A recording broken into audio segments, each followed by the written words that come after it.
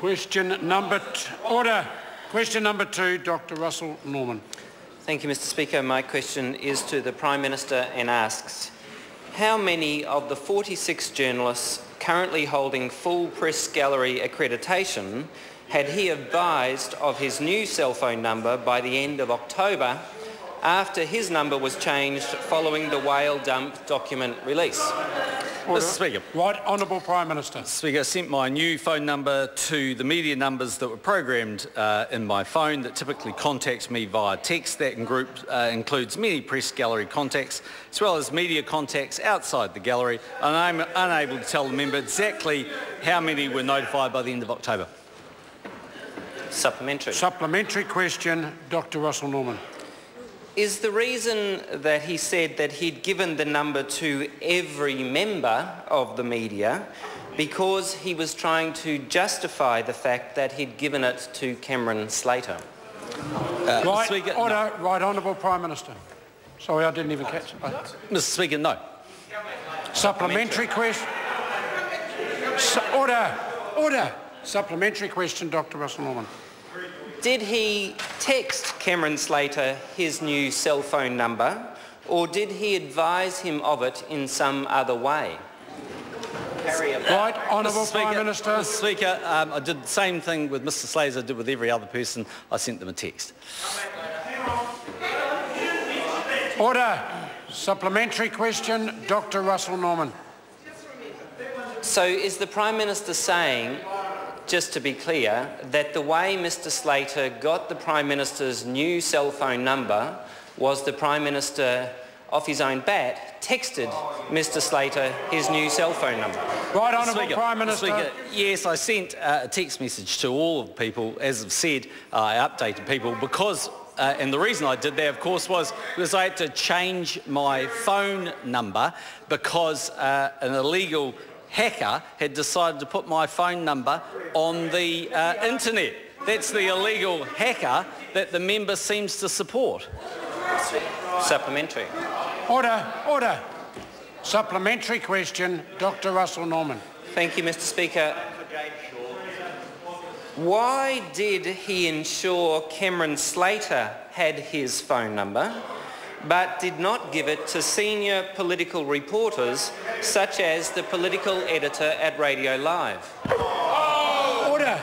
Right, Honourable Prime Minister. Well, Mr. Speaker, I gave it to people that I've had text conversations with in the past from the gallery. That's not all of the gallery, but it's a fair number. I gave it to other people who are in the social media. I can say I didn't give it to Kim.com, as I'm sure that member probably has Mr. .com in his mobile phone from the time he went up there for lunch. That was the time when his high horse he parked up there got Ebola. Supplementary. Order.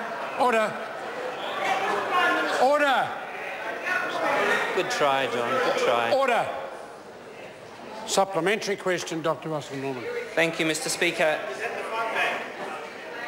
Is the reason he responded to texts from Cameron Slater over the last few months, but didn't respond to texts from press gallery journalists, because Cameron Slater is a friend or because he fears Cameron Slater? Right, Honourable Prime Minister. Mr. Speaker, in answer to the last part of the question, I for the most part actually do answer the text messages I get from press gallery journalists. Sometimes they're reporting about what a muppet that member makes of himself when he asks me questions. Order.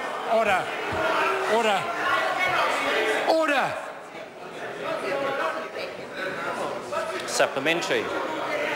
Order. Charming. Order. Supplementary question, Dr. Russell. Thank you, Mr. Speaker. Point of order, Chris Hipkins. Mr. Speaker, is it now acceptable for members to use names of other members in the way that was just done in that answer? Because that exact word has been ruled out of order by speakers in the past. Order. And I'm not ruling the word out of order. I'm certainly saying it's not helpful to the order of the House for the answer to be toned in that way by the Prime Minister, but I took particular note of the question was asked was suggested that he was may have been acting in fear, and that determined my judgment as to whether the answer was giving some political payback to the way the question... Order! Giving some political playback to the way the question was asked in the first place. Supplementary. Supplementary question, Dr. Russell Norman. Thank you, Mr. Speaker.